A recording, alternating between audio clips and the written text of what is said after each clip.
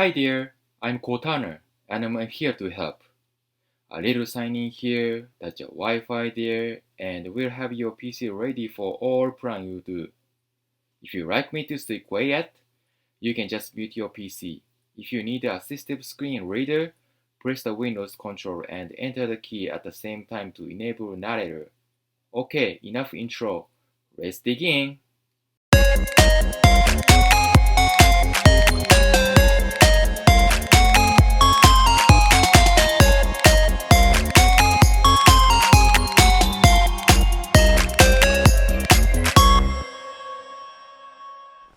In this video, I'll be showing you how to replace the storage drive in my MacBook Air for much cheaper by using any regular SSD, which stands for Solid State Drive. I've not had a chance to personally try them yet, and I have no experiences in the world of SSD. I thought it was impossible to upgrade or replace SSD with MacBook Air because it sounded intricate for me. But I figured it might be a good opportunity for me to do something challenging. Besides, I'm mediocre tech engineer, right? So, MacBook review after SSD replacement. Hello YouTube, my name is Mike. Today, I'll be showing you how to install Transcend JetDrive 820 into MacBook Air, like I said. By doing this, you can just gain storage capability without having to pay the extra cost of getting a SSD. I have chosen to use this SSD for this project simply because I found a good deal from online. Since I started to do YouTube last year, Apple devices such as iPhone, iPad, and this MacBook Air right here, this MacBook Air are absolutely needed to support my YouTube business. Among with them, this MacBook Air is the greatest device to support me for editing my video with Final Cut Pro. I just bought a regular MacBook Air with the cheapest spec as well as 128 GB flash memory. Probably, I think I got this at $900 from Amazon.com. It's still even expensive, but it's worth if you have a specific purpose why you need. Especially Apple products are splendid in terms of digital design, graphic architecture, and it's also good at creating a visual medium from fine art to the modern web design. Yeah, that's why I would love to use Apple products. But please kindly note that I don't mean to talk to you into buying Apple products. This channel today is not intended to commercialize them, so please don't misunderstand me, okay? Let's just briefly explain why I bought this MacBook Air. First off, of course, YouTube. I was thinking I should have got a 15-inch one, but I figured it's heavier than this regular one, so I just selected 11-inch one because simply the weight was very light. Wherever I go, I just bring it out and then make my video everywhere. So let's say, for example, after I get off my work, I just go to McDonald's or Hayward supermarket to edit my videos.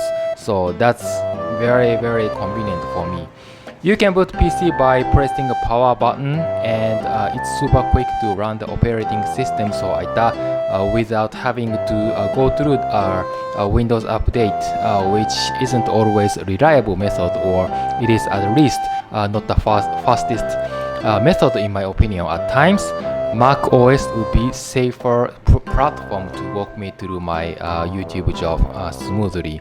I'm gonna keep using this MacBook Air another 2 years, but to be honest with you, CPU is not really good because of the low spec. Also, cost performance is not really reasonable for Mac PC as compared to Windows PC. I can make no longer than 15 minutes video or almost 15 minutes. That's not enough for me. Yes, so that's the issue I'm having right now. That's why this time I decided to upgrade SSD with 480 GB because I can expand data storage capacity 3 times as much as the regular one I have right now. I just paid extra $250, which saved me a whole bunch of money. So that's pretty good, right? Yeah, that's pretty good deal. And then I think it's ridiculous just to buy a upper grade MacBook Pro, for example. So it's a little risky to set up the replacement without the fundamental tech knowledge.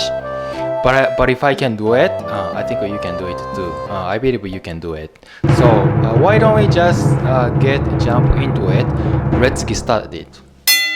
First things first.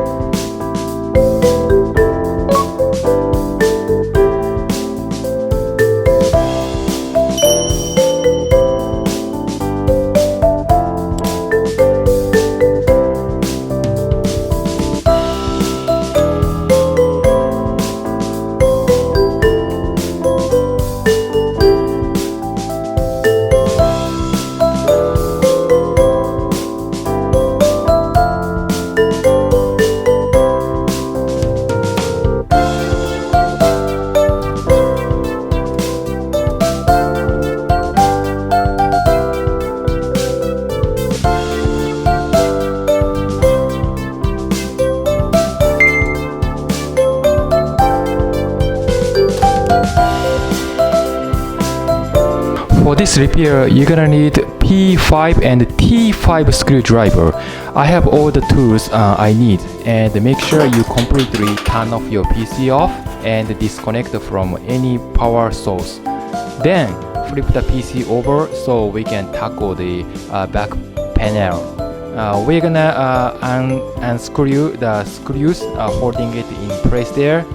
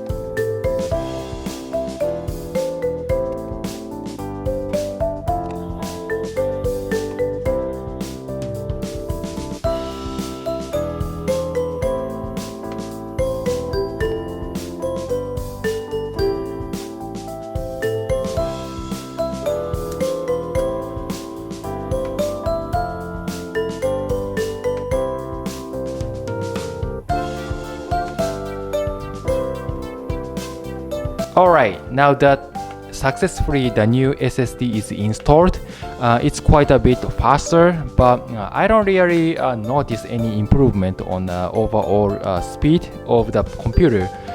To begin with, boot, the speed seems to be pretty much same as the older one, but now I have 480GB instead of 128, which is the most important thing that I was going for. Let me know how it goes. You can find me on Instagram and Facebook at mnakagawa1212, and don't forget to subscribe to my YouTube channel to stay up to date on my latest videos. Give me a like if you want. Thank you so much for watching me, and I'll see you in the next episode. 最後まで見てくれてありがとう。Love you all.